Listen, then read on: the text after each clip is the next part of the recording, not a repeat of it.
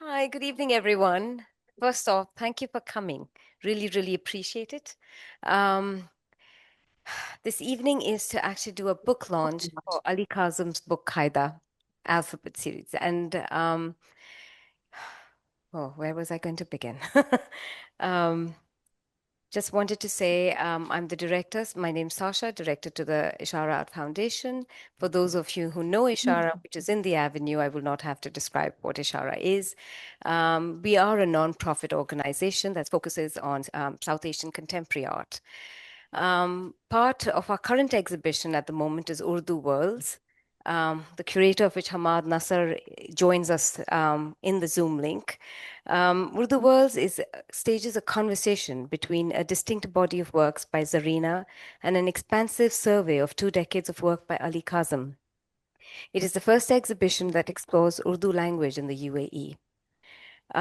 We will be having a book launch in unfortunately, we just have 2 books at the moment, but they're in process and they should be here in about 2 weeks' time, which will be available at Jameel and other bookstores in Dubai. However, the book is available for purchase online via the QR code, which you shall find right here.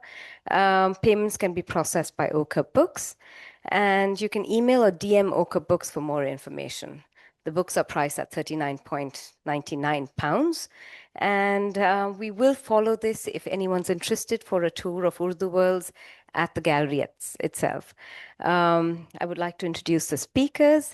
Ali Kazim, who is a contemporary Pakistani artist based in Lahore, whose work is held in collections in Europe, Asia, and the Middle East, including the Met, the Tate, and the British Museum. Hammad Nasar, who is also the curator of Urdu Worlds, currently at Ishara Art Foundation. He is a London-based curator and writer, and presently director of programs and content at Ibraz. Hammad's practice spans major international exhibitions and transnational research projects with a focus on South Asia, West Asia, and Britain. Anita is a London-based independent editor and publisher who established the small process Ochre Books in 2025. Her work spans artist books, institutional publications, and curatorial projects across the UK, Pakistan, and beyond. Saira Ansari, thank you for doing this and making this possible. The only person we actually have in physical form is our moderator, is a writer, editor, and publishing consultant based in Dubai. She was also a year junior to Kazim at NCA. So we thought we'd throw that one in. But thank you for joining us this evening, and I throw the floor open to you, Saira. Thank you, Sasha. Thank you, everybody, for joining us here. Everybody is a familiar face, so this is going to be super casual. Also, I just want to say Kazim was 2 years senior and not a year senior. I don't know if that makes a difference. But I'm really happy to have these people on the screen. Really, I wish they were here in person, and I know a lot of people are joining us online. I have long friendships with both Kazim and Hamad. Kazim had also taught me drawing before I joined NCA, so I've known him for over 27 years. And Hamad, not so long, maybe 10 of those years. And he's been a mentor and a friend and a guide. And Anita, I started talking to last year, even though she's been in everyone's life much longer. So it's like friends joining together to talk about this project. Now, the conversation kind of goes between the exhibition, the book, and the language, which, is going to be the key focus. And I'm just going to do a lay of the land. We're going to have Hamad go through a small presentation of the exhibition. Like Sasha said, you can go and get a tour later. And even if you don't do the tour, see the show, because a lot of the things we're discussing is they're in the exhibition. And then Anita is going to talk us through the book, and then we're going to speak to Kazim and have a Q&A. But I want to start with the fact that we are going to be looking at an Urdu Qaida, and almost everybody here is familiar with what that is. So we don't really need to go into detail. But what is important to kind of think over here that the Qaida has a lot more than just it's an educational primer for teaching the Urdu language, but there's a lot more resonance, cultural resonance, and weight that it has because of the language, the imagery, and the time it's made for, and the dissemination. And so all of these questions are going to be coming up. I don't want to take much longer, so I'm going to hand it over to Hamad, who's going to be talking to us and walking us through some images.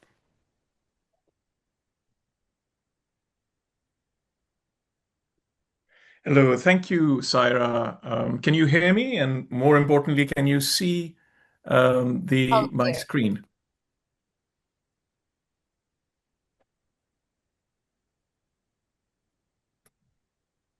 Yeah, it's sharing.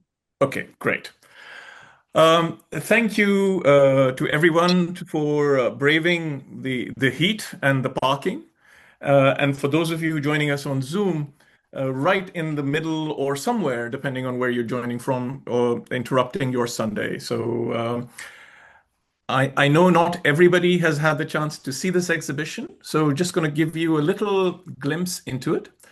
And the exhibition is trying to do many things, two of which are to provide a little window into Kazim's expansive practice over the last 20 years or so. And the second is to stage a conversation around Urdu between the late, great, legendary printmaker Zarina and Kazim's work. And as you enter Ishara Art Foundation, you end up seeing sort of two depictions of land. And if you think about language as a way with which we cohabit this land, I think this is the staging process of the idea behind the exhibition. On the left, you see a vast four-panel work called Tila, in which Kazim depicts an imaginary land close to his real and ancestral home in Patoki, outside Lahore. On the right, you see Travels with Rani by Zarina, in which she lists the cities across the subcontinent that she went to with her sister, and then abstracts it into this almost impossible line that doesn't respect borders. I've talked about the exhibition as a kind of little island of Zarina, surrounded by a sea of Kazim's work. And if you enter this island, one of the things that you see is that you can see through it. And on all sides, you will see works that are in the outer skin of the exhibition, as well as those inside. Here you see Travels with Rani and Santa Cruz. But the core of the exhibition starts really with two books. One, Urdu ke 101 muhavre, 101 Urdu proverbs, that Zarina made with her sister. And she chose to illustrate 10 of those proverbs with woodcut prints. And you see facsimile copies of "900 चूहे खाकर बिल्ली हज को चली" and "सांप निकल गया लकीर पीटा करो" here. Alongside Zarina's book, and Zarina's book, by the way, it was never sold, to my knowledge. It was gifted judiciously to people largely raising kids in the diaspora. We have two boys, and both our boys have personally inscribed, in Urdu, of course, copies by Zarina.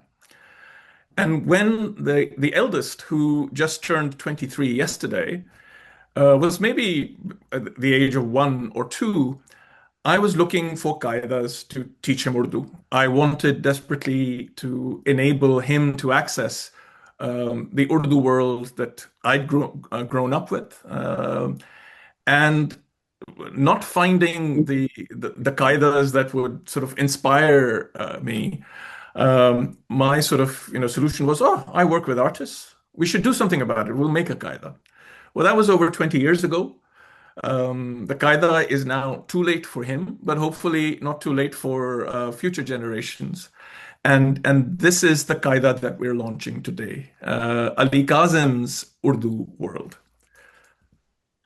And this is one of the new prints, Chand, that is inside it. And you can see works by Zarina, the tasbih, and the votive objects by Kazim, pointing towards those ideas of belief, of faith, the rules with which we live on in the world, and the way we carry ourselves, like this series of man of faith, women of faith, and children of faith. Well, one of the ways that we inhabit rules is, of course, through belief and faith. Another is through play. And play plays an important part in Kazim's visual vocabulary and indeed his own biography. From play to stories, the stories that we inherit, so Conference of the Birds here, or Marazami, another story about overcoming human frailties, but told maybe 2,000 years apart. But the stories that are perhaps most important are the stories we tell ourselves. As depicted in the self-portrait by Ali Kazim, and hanging opposite this self-portrait is what I what I consider Zarina's sort of masterwork, or one of her masterworks, an expanded self-portrait called "Home is a Foreign Place," which starts on the top left corner with her father's house, Ghar, and ends at the bottom right corner with Hudud, or borders. And this, in a way, is at the heart of the exhibition. And in that gap between Home is a Foreign Place and the Tasbih, you see the Ishara logo, and which itself is an adaptation of a Zarina work. The exhibition is spread across 2 floors on 3 galleries. This is the main gallery that I've just walked you through. The second gallery looks at this idea of jugaad, or everyday improvisation that is so common to us in South Asia. It looks at many different forms of Kazim's artistic jugaad, perhaps the most flamboyant of which are these remarkable improvised hair sculptures put together by the detritus of hair salons, or charities collecting hair for making wigs for cancer sufferers, hairspray, and invisible thread. And it really is a remarkable piece of work. And if you haven't seen it yet, please do join Sasha and the team in the tour after this talk. And we go through the Jugaad gallery and head upstairs into a reading room. And there you find 2 tables, one each dedicated to Kazim and Zarina. There you'll find books about their practice, but also books selected by them, or in Zarina's case, books that she shared with Sarah Burney, her studio manager for the last few years of her life. And on the walls surrounding these 2 reading rooms are largely print works, including a new series of prints by Ali Kazim called the Alphabet series, 19 new prints. And you see an arrangement here of 3 of those prints on the left, alongside a new painting of a bazigar, or an acrobat. And on the right, you see again the print of a pajama with one of the oldest works in the exhibition, 7 a.m., so showing a man shaving, dating from 2006. And again, these prints become not just a distillation of 2 decades of practice, but also act almost like Lego bricks, which you can reshape and remake and make different structures of meaning in different narratives. You can see the museum, or Ajaib Ghar, so the Lahore Museum on the right. On the left, you see a new work that illustrates Zaif, or based on a photograph of Bahadur Shah Zafar. And in the middle, you see Loot. I'm going to let Anita and Kazim pick up that conversation later on. But on that far wall, you see Zarina revisiting the prints that she made in 1991, but this time bringing the Urdu text right into the picture frame itself. This is a restrike dating from 2010 and 11, and language enters the picture frame. One thing I would say is that a number of people have thought that all the work in the Qaida was new. That's not the case.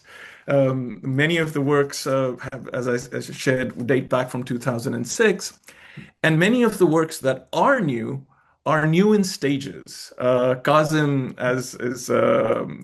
has been known to work, infamously slowly.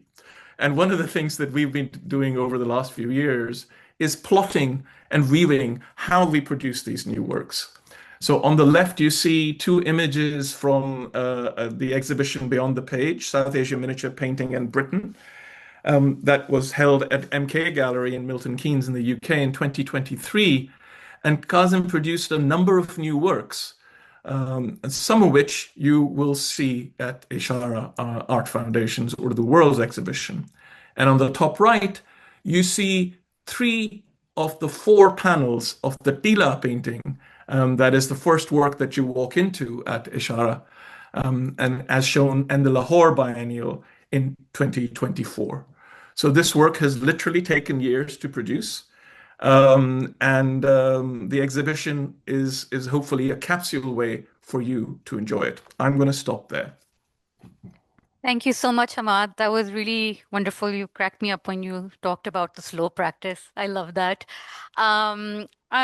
Before we come to the book, I think what's interesting is that this is not the first time both of you have worked with Kazim. I think the first publication was with Green Cardamom about 20 years ago. So there have been moments when you've published together. I know he's had a publication with Amrita, which is very contemporary, and then there was the Ashmolean book. So this really is a very different kind of project that's happened. And before I move on to Anita, if you can speak a little bit about that. Yeah, I mean, this Kazim and I have been talking about this project for at least 10 years. And Kazim, please feel free to jump in. And I think it was really COVID time where we were, a bit like this, mostly on Zooms and WhatsApps. And it was in 2020, the Zarina passed. And I think that combination of being at home, thinking about things deeply, talking to friends, that the idea for this exhibition and the Qaida really took root. And I think we had one of these conversations with Kazim to say, Kazim, if we're going to do it, we have to now do it now, and do it with all our efforts. And then it felt like, and you saw the Ishara symbol. The first exhibition at Ishara was actually a two-person show that included Zarina. So it felt really fitting for a conversation around Urdu to happen in Dubai, and for the exhibition and the book to come together.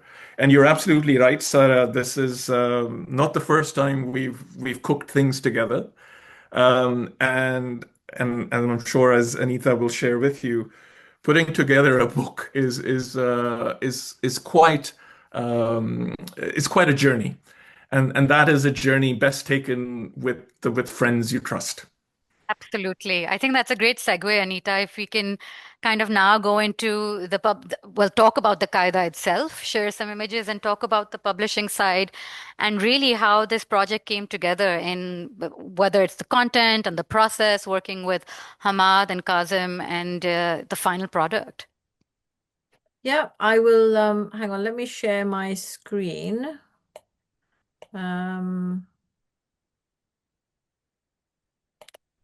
Sorry.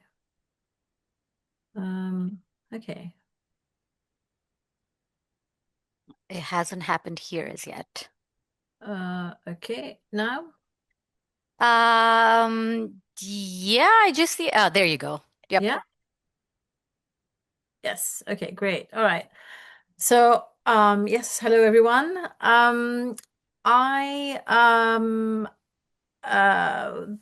Well, let me start with a book. This, as Hammad says, with collaborations, and the book was a collaboration, and this book is ostensibly the byline for the book is Hammad, Nasar, and Ali Kazim. So I've just realized I can't see anybody, and I'm just looking at the presentation, so I'm just a bit kind of I know it's disorienting, but Yes, slightly disoriented. I wasn't expecting that. Okay. Anyway, so this is by Hammad, Nasar, and Ali Kazim. But the book is actually a collaboration on many levels. You can see by the two covers here, you can see the design collaboration here. So we've got these the designers for the main book, which is Luke and Hannah at Studio LGHM, who've designed the book as a whole, kind of the cover, the internals, the pages, the structure. And then you can see the other cover on the left-hand side, which has been where the Urdu lettering and the type design on that cover, as for the whole book, has been designed by the designer and typographer Abira Kamran. And also, I think this book, looking at these two covers, you also can get a sense of not just the collaboration, but looking particularly at the Urdu cover, you get a sense of this practice, this jugaad that Hammad talks about in the exhibition itself. We went when we were doing the book, a lot of people had said initially, well, are you going to be using calligraphy for the Urdu? And for us, it was very much, no, we're actually going to use typography. And the Urdu title here, Ali Kazim, Urdu Qaida, is a typographic text.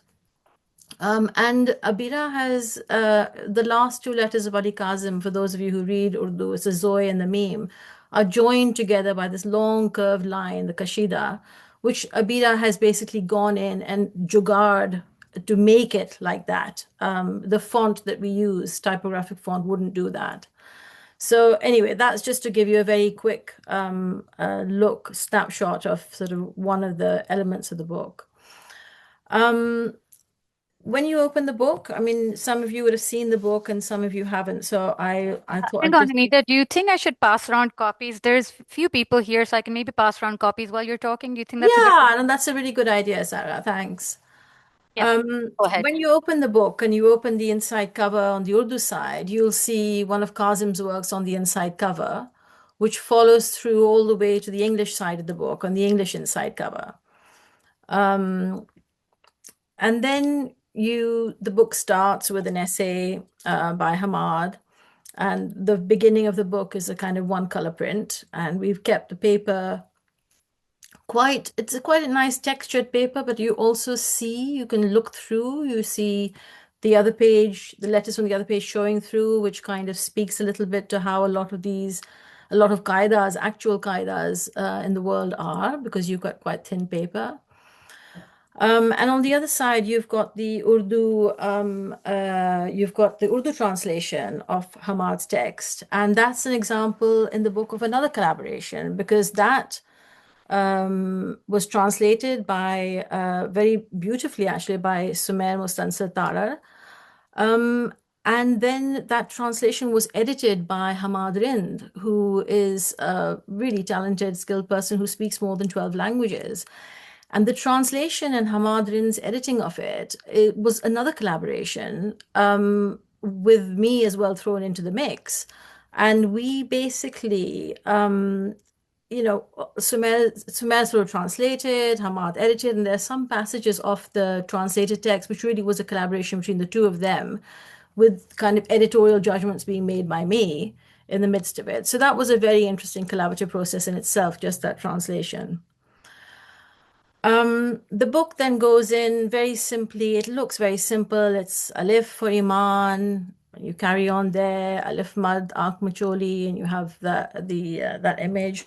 And then further down the book, you've got the Sheen for Shikari, and it's again, it's a kind of, it's just it's a letter, it's a word, and you sort of sorry, just give me a second. It is something that looks simple, but again, with the team that we had, it was quite complex. We have, we had one of the challenges we had was reproducing Kazim's work. His work feels so tactile. You don't have to touch it. Obviously, you can't touch his work most of the time, but to get a sense of that tactility in a book on the paper was quite tricky. And we had a lovely print production person, again, very, very skilled, very experienced, Louise Ramsey, who worked with one of the last few repro houses in London to kind of get to be able to reproduce the colors, the textures on the particular paper that we had. And I mean, luckily for us, Temur Hassan, who has one of the main lenders to the exhibition, very kindly opened up his collection. So we basically took the entire design team, the repro team, to look in London at the actual works in real life, so they could really see what they were aiming for. It's, you know, managing colors and getting the right reproductions is quite tricky. I mean, this gives you an example, actually, when we ran digital proofs, which is what you know, they're not going to be sort of wet proofs of the press, but they approximate it as much as possible. And you can see the digital proofs here against Kazim's paintings. The center one you can say is Zaif, which was a new painting he made for the book, to illustrate the word Zwad for Zaif. And at the bottom you can see his painting, and at the top you can see how the colors were so much whiter in the digital proof, and what we had to manipulate to get to the painting at the bottom. Similarly with the one on the right, Ma, you've got a very dark digital proof at the top, and we had to lighten the colors to get it to this. So again, that was another sort of collaborative process with Kazim sitting in Lahore, sending us images, the repro person here in London, and the people touching it up. Coming back to typography, why did we choose typography? Why not calligraphy? Well, you know, nowadays I think we're all seeing this sort of romanization of Urdu in the digital realm, at least, as people are texting each other. You're seeing you know, you're seeing people texting in Romanized Urdu, and you're not seeing the script being used so much.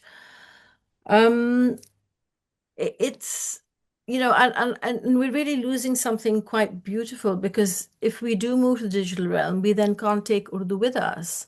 Now, one of the things Abira did for this book was design the display font. And you can see here what difference that the display font has made, the way she's designed it. The display font is essentially the letter blown up to a larger size, and you can't just increase the size of the font that you're using. You actually need to design that particular letter in a different way so it shows up at a different size. So you can see the gem here on the left, which was a placeholder gem that we used right at the beginning in an early spread. And then, of course, as we went further on, we shifted the gem to the right, and then we put in Abira's gem. And honestly, we put that gem in, and it completely just changed the quality of that spread. It suddenly became a very different experience looking at that page of the book. So, you know what, I mean, I think the emphasis on typography, you know, you know, what does it mean when you lose typography? It made us start thinking about these things when we did the book. And, you know, I think of the Turkish script, for example. Ottoman Turkish is not really accessible by the modern Turkish speaker, because the script is completely different. And, you know, what does it mean to be a contemporary Farsi speaker and to be able to access the Shahnameh, which was written 1,000 years ago, because you still have the continuity of the script. And the interesting thing about the Urdu script is that, you know, typographically, at one point you had the type foundries like Monotype, etc., coming into Pakistan and suggesting that, well, look, you know, here we've got a really good font. You can use it in on desktop publishing, put it into your documents. But there was a real pushback from Pakistan, because people are so used to reading Urdu in the Lahori Nastaliq I was style. going to say if we can talk about the Nastaliq, because it's also Yeah. very different from Arabic digital fonts, which is Naskh, I believe, and we don't write that way, which is ours is more Persianate inspired, the slant. And Abira's entire research kind of looks at these technological issues with Urdu font being digitized. And that's why there's a lot of loss of Urdu print material, which isn't done through lithography or typography. Absolutely. I mean, that's the case. And you can see here, I don't know how clearly you can see it, but there is Urdu is written on a diagonal baseline. So what happens is in between lines, you have letters that sort of hang down underneath the baseline. And you can see here where one of the middle letters, the choti ye of the key, if you can read Urdu, is almost hitting the top of the kaf. And even if you can't read the Urdu, you can see there's very little space between two letters, one over the other. And in you'd expect if you're putting that into like a Word document, that Word would make the spaces for you, but in Urdu it doesn't, because the Nastaliq script, you don't have equal spaces between the words. And they shift depending on what the shape of the letters are. So it's very difficult to do that. And it's not impossible. And people are working on it. People are trying to do this. They can make it happen. And it's a question of it's just not been ever invested in, I guess, as a font to be able to enable that. So, I mean, it caused us, making the book, caused us all kinds of issues. With spacing, it was multiple checkings required, multiple rounds of proofreading to make sure the Urdu was okay. And Abira literally went in and by hand shifted words around so they would all fit properly. Anyway, and right at the end, I remember we had finished everything, we'd PDF the file ready to go, and all the Urdu 4s turned into Farsi 4s. Just randomly. And that was just a completely, really sort of scary thing to have happened just before we were sending the book for press, to go to press. And this is an Urdu book. If you open the book, the number sequencing runs from the Urdu side. And you can see here, you've got the 62 on the right-hand side and the 63 on the left-hand side. The numbers are in both English and Urdu, but the sequencing runs from the Urdu side to the English side.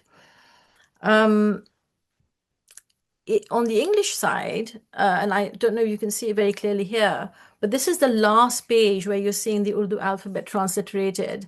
This is the last page of the English section of the book, page 16. And the numbers we've used on the English section are Roman numbers, because we've treated the English almost like an appendix for the book. And it gives you a little note here to explain that the Urdu has to be read. You've got to turn the book around and read the book actually from the other side. So it is an Urdu book, but the sort of publishing and distribution platforms really privilege the English. So it's appearing as the English alphabet book everywhere. You're seeing a lot of the English cover. But it's interesting just to bear in mind that it is actually an Urdu book.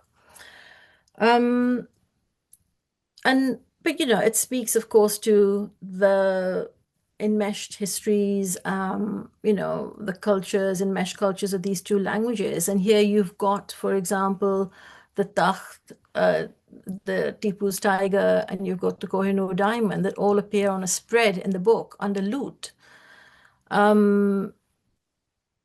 You've got languages move the other way around as well, where you've got the English zebra has come into Urdu.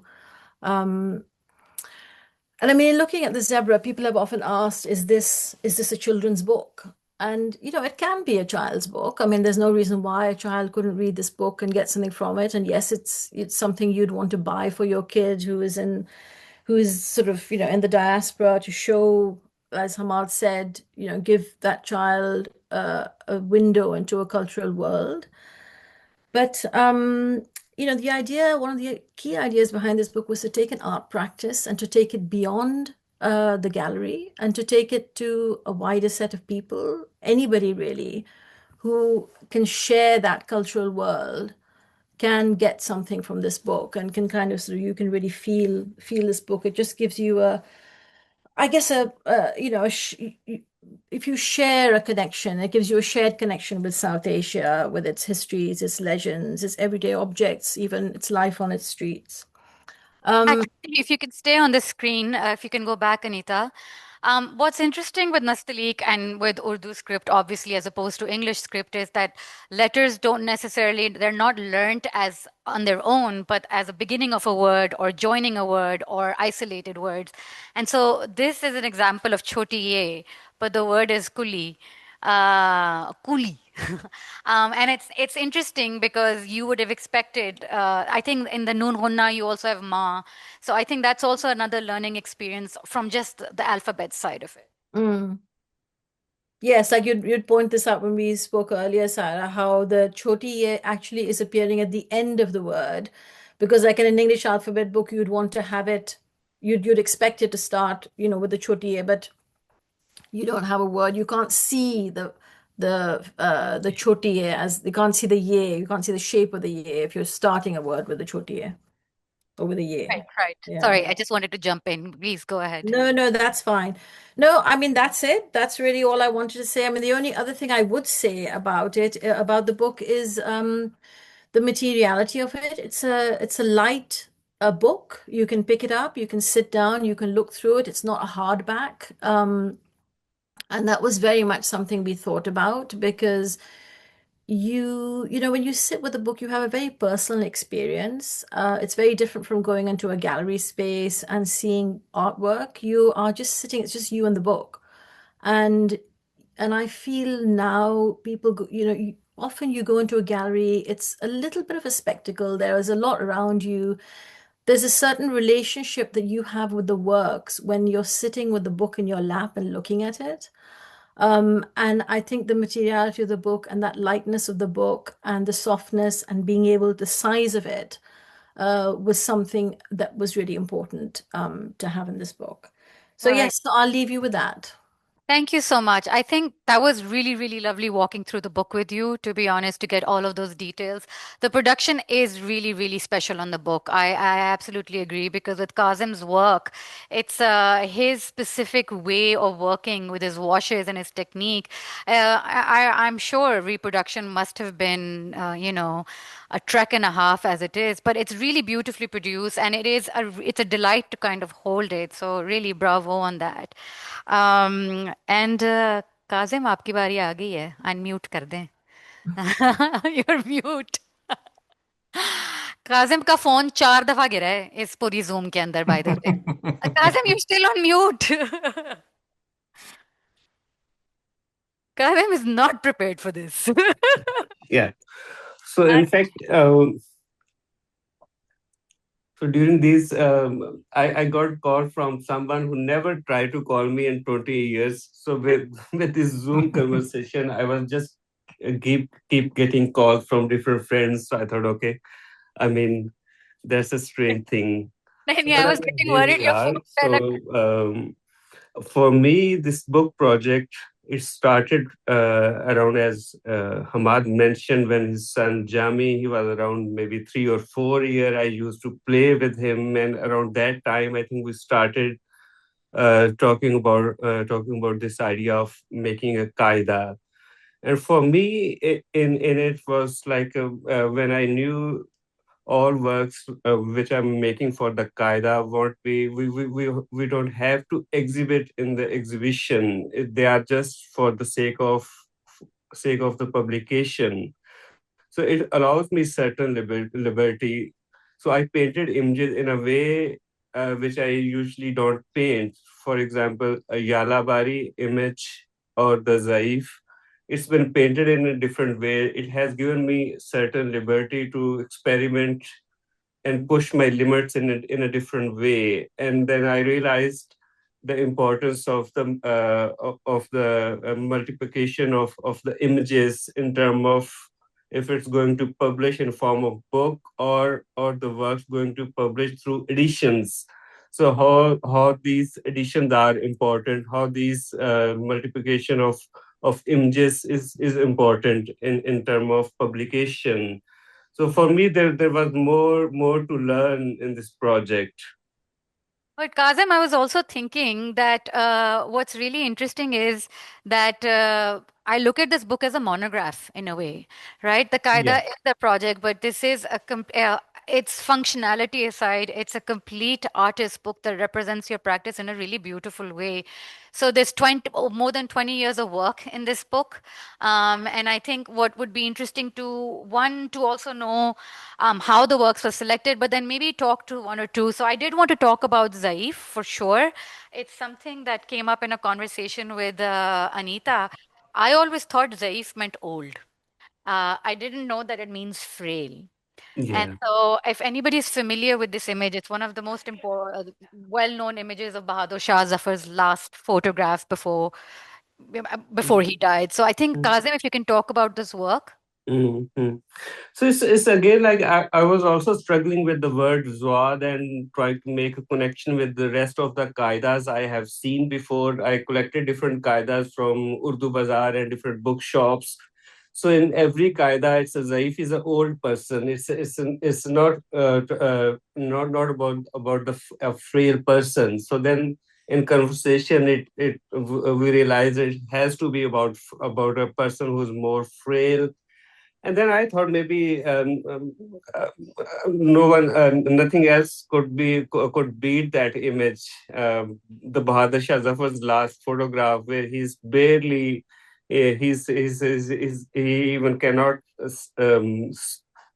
sit properly. He's been supported with cushions and some other pillows to just stand, and that's his last photograph. So in a way, it's a physically frail as well. Then in a term of political context, it's a frail state of his empire as well.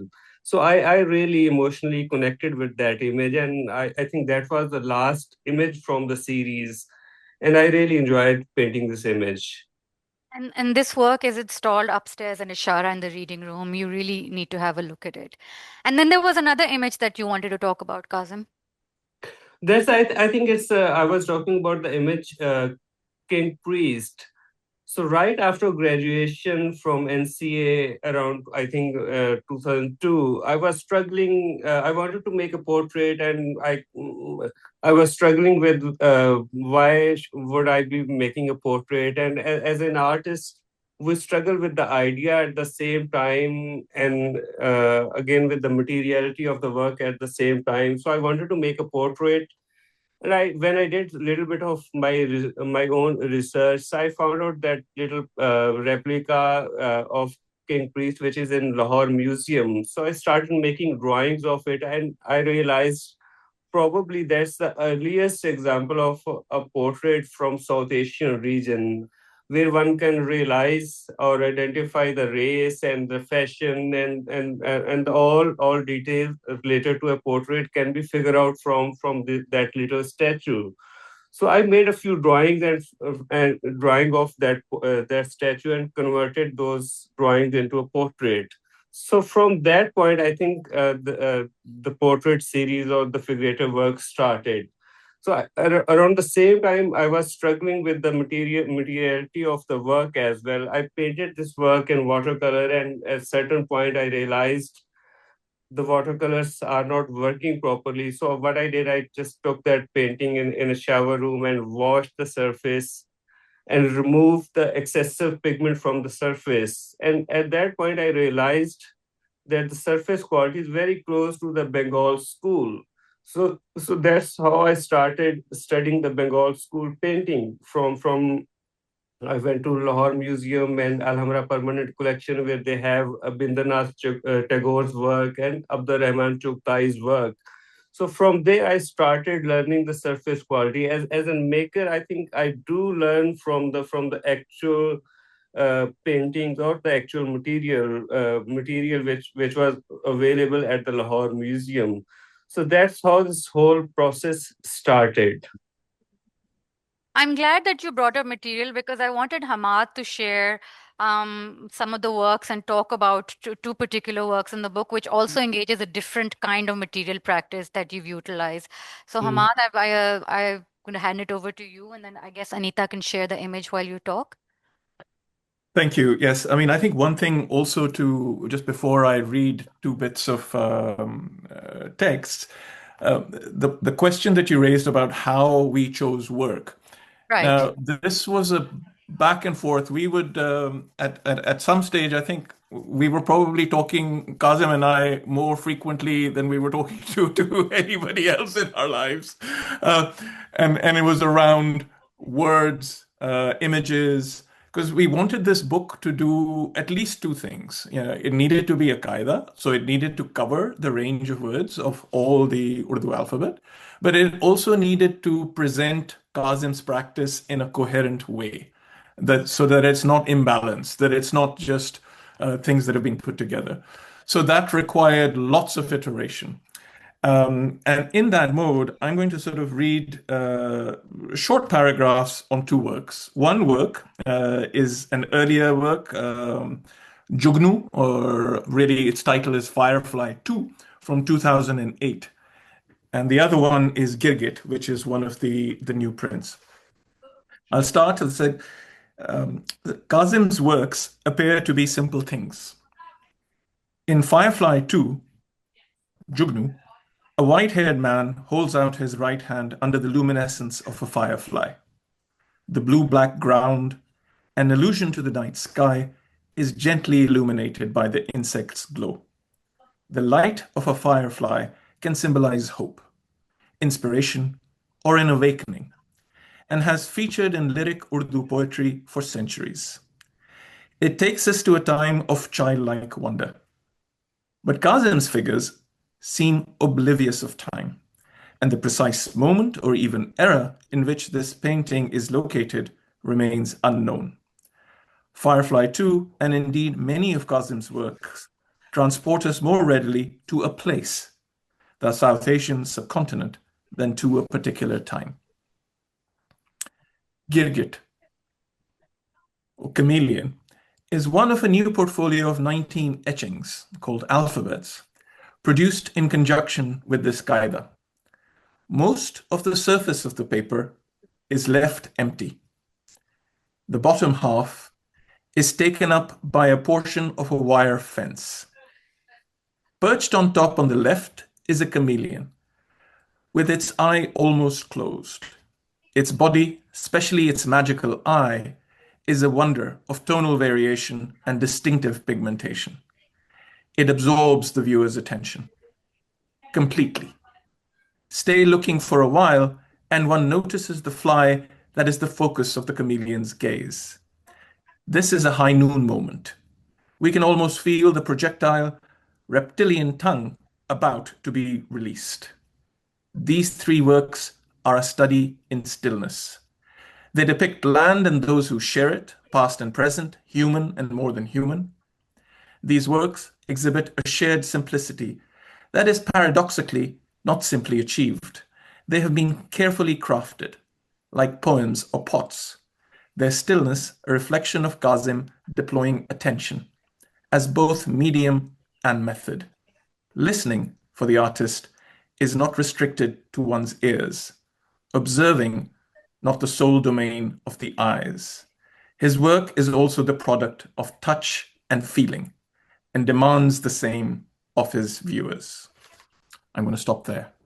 I absolutely love this. The essay in the book is really wonderful, but I love the tactility that you talk about, especially when most of the people in this room will have seen Zarina's home as a foreign place and the 36-foot plates. There is such a tactility to them, not in just terms of, the physicality of the woodcut, but one of my favorite works in it is the pankha. And for me, I immediately hear the sound when I think of a ceiling fan and I think of Lahore and I think of the heat. And the physicality is very, very important. And I think the idea that you don't say the Urdu words, but you say Urdu worlds in the exhibition kind of is happening in the publication, that it's kind of Kazim's world that's being populated. But I did want to ask you, Hammad, both you and Kazim together, the Qaeda has been kind of associated a lot with, I would say, cultural, religious, and even nationalistic values whenever it's been produced, right? At the time it's being produced, gender values, or what is good, what should you do, how should you dress, how should you address people. I'm wondering if any of those concerns came up when you were collecting this body of work, and I'm also wondering how people look at this Qaeda when they think of their children and say, is this appropriate? No, I think that those are, firstly, thank you for those observations. I think you've encapsulated, you know, very clearly exactly the type of thing that we were trying to do in the exhibition. This idea of both Zarina and Kazim, artists can manifest their worlds, So if you think about language as a technology with which we feel, and then artists can produce works that allow others to feel. And I think that's very much what Kazim and Zarina share in their work. Thinking about the Qaida as a kind of what's permissible within a particular age or within a particular ideology or time was absolutely clear. And I think in the text, I actually sort of picked this up, and we had a discussion about this frequently. And I'm just going to read a few lines. That it's notable, for instance, that Kazim's human subjects are mostly male or prepubescent children, a reflection of both the withdrawal of women from urban public spaces under a one-way process of Islamization in Pakistan, and the difficulty of a male artist navigating the socially prescribed male gaze in such an environment. So I think rather than trying to artificially address that or to tweak it, we then sort of made the decision that we will just acknowledge how that exists. But anyway, I'll sort of pass it on to Kazim to reflect on that. Okay, yeah. So of course, when I was going through different qaidas, and for example, in one of qaidas, I noticed word kaf addresses as a Kalashnikov, and I wasn't sure if if I'm gonna make Kalashnikov with the kaf, and I wanted to address a slightly different issue with those words. For example, with the kaf, I made image of Kohinoor, just slightly giving a hint toward our colonial past. So in that way, obviously, I have gone But through all those I'll just qaidas which interject. are in the market. Kazim, I'll interject. I think there is a bit of loaded. Like, for instance, Alif for Anar has been how we look at Qaida, and Yes. your publication starts with Alif for Iman. Yeah. But Alif you or get Iman, multiplicity. but also I think you're absolutely right, Alif or Iman. But then the Iman, the first image, is actually a woman carrying a Bible. So it's one of the first images. And again, if you look at King Priest, this is a belief that is pre-Islam. Or you look at Children of Faith, there's this variety of faiths. So although there is that featuring of Iman or faith or belief, there is a plurality that Kazim has wanted to express. Not least, I think, in the choice of the cover. Hmm. Hmm. Bilkul. Kazim, do you want to add something? Not really. Okay, so I think I just have one last question, and then we can open it up to Q&A. And I know there's quite a few people online, but I don't know if they're going to be able to send in questions. If anybody is online and they want to send in questions, we have somebody here who can note them down. But I do want to pose a question to all three of you, and perhaps anyone could answer. One of the most obvious questions that comes after a book is published is what's next? Where is it going to go? What do you have plans for it? But I'm also thinking, considering the last couple of years in Pakistan with the education reforms that have been happening, which has been something that all the people I know, whether they're in private schools or public schools or whatever, have been talking about it. Is there kind of an idea to introduce this into an actual functional format that people can use in schools? Well, I mean, that's something I think, I really would have loved to have done, and actually to sort of to try and shift the qaida the way it is right now, the alphabet book, and make it accessible for children. And so to maybe do a reprint, and actually have it as an actual qaida that was used in schools and maybe to trial it out. I think that was definitely something that would have been a great thing to do. But I think that requires a whole other another way of working, and you sort of some pedagogic input. You'd need to work with people who are used to working with kids, and you'd need to kind of work with, maybe you could put it into a particular types of schools first. I mean, start with one set of schools, but I think that would be a really lovely thing to do. In terms of also, I mean, having it available in Pakistan, it is available now in limited quantity, but hopefully we should have it there, in more. Um, Where is it available in Pakistan? it's available right now at Liberty Books, which is currently out of stock, but they should have stock soon in the next couple of weeks. And the thing is, obviously, it wasn't a cheap book to produce. So the cost of production is high. The price points are high in Pakistan. And if we can potentially print it in Pakistan in the future, we could possibly have it at a lower price point. Right. Okay. Thank you. Mm. Does anybody? Oh, Taimur has a question. Hold on.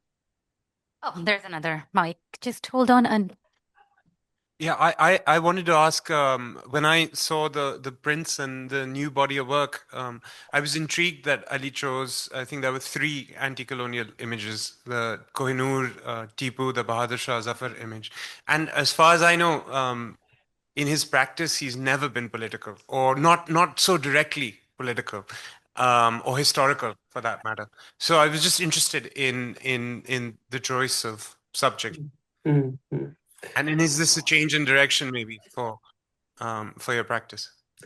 Well, I mean, I feel like even making first portrait of a priest king it is questioning about our past, questioning about our identity. So in a way, I think it's a continuation in that way, picking up certain images which has reference to the colonial past. So starting from 5000 BC and addressing to some images or some political issues toward the colonial past, I think it's a way to discover different possibilities of making images, I would say. no, but it's true. Even I felt that when I saw the Bahadur Shah Zafar work. I'd never seen anything like that from you before. And it was interesting to see that. But I also know that there were specific works for the Qaida. And again, I feel like the Qaida is such a loaded kind of Mm. place for this imagery. So I can see. Yeah. I think just picking up on both those They points. can't hear you. So Sorry, Taimur wants to add something. Sorry, no, what I was saying is maybe the political references that have been in his work or historical references have been much more subtle, whereas it was almost a conscious choice to be in your face with the anti-colonial references. Right. Mm. well, if I could add a couple of things that pick up those 2 points. One was a point that both Anita and Kazim made earlier around needing to produce new work, sort of freeing up Kazim to do things a little differently. And we have in the Urdu Worlds exhibition, you will also see a couple of works which are very different for Kazim.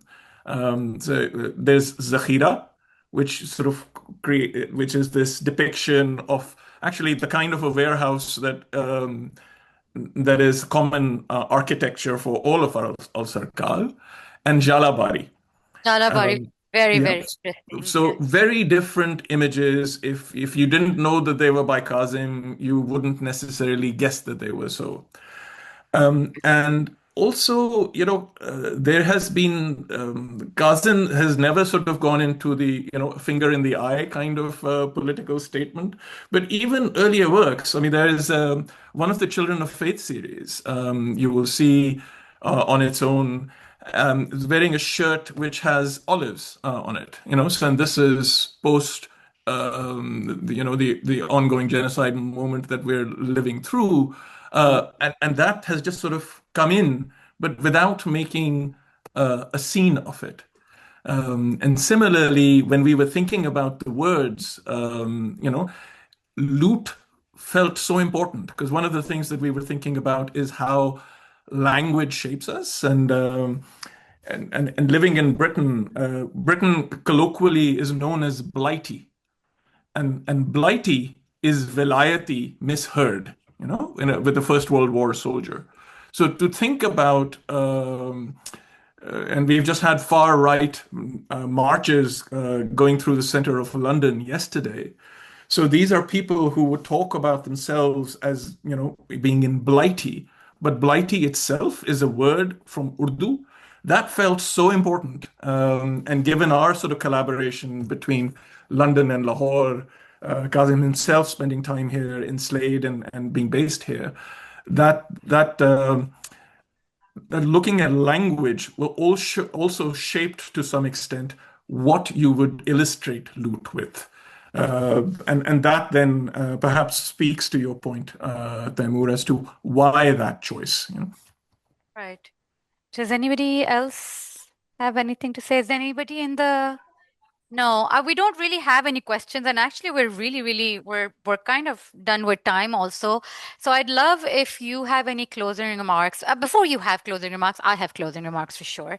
I think that it's wonderful that this has been explored in a publication format, and in this last question with Timur, it's really made me think that it's allowed Kazim the freedom to experiment, because I think with the way his work has been developing and being shown around the world, there is a way that certain things are perceived in the physical form as the artwork, and then within the book he is allowed that liberty to kind of really go beyond that and work with different imagery.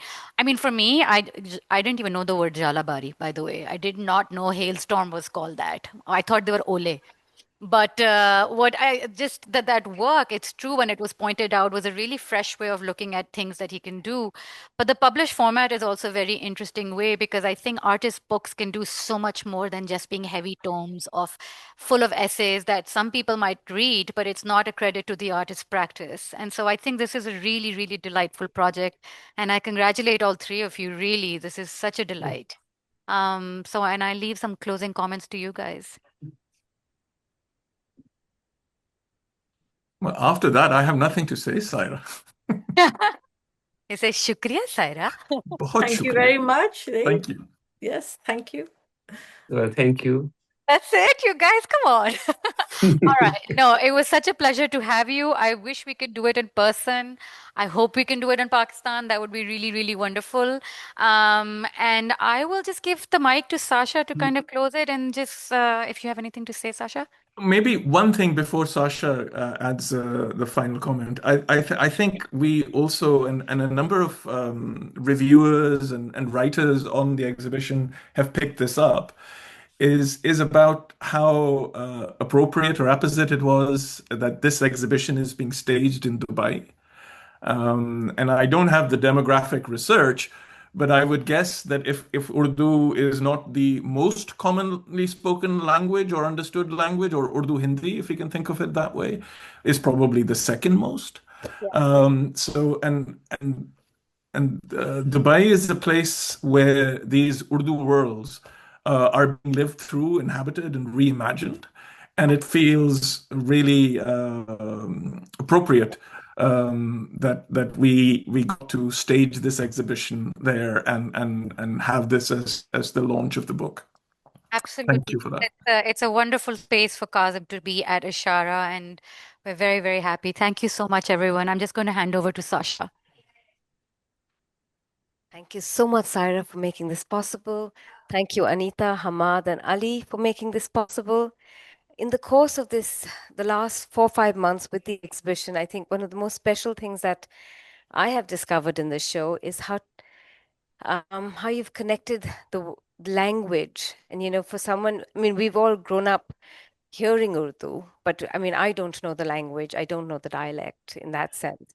But the kind of connections one makes with words and associations, I think has been even when we've kind of given gallery walkthroughs, and how we've connected the word and how people resonate with it, whether it's Zarina's Prince, or whether Ali, it's your Qaida, it's the word that kind of becomes really very, how would I put it? It kind of touches you. It's kind of sensory at the same time. It's tactile at the same time. And you brought it alive visually. So I think that's one of the very special aspects of the book, and I now have a daughter who's 22, but I would have loved this book because, I remember picking up books at the Metropolitan and stuff, where they have all those old paintings along with just a kind of, and this has kind of given a different reading altogether. And I really want to say thank you. Thank you again. Thank you Thank everyone for you. coming.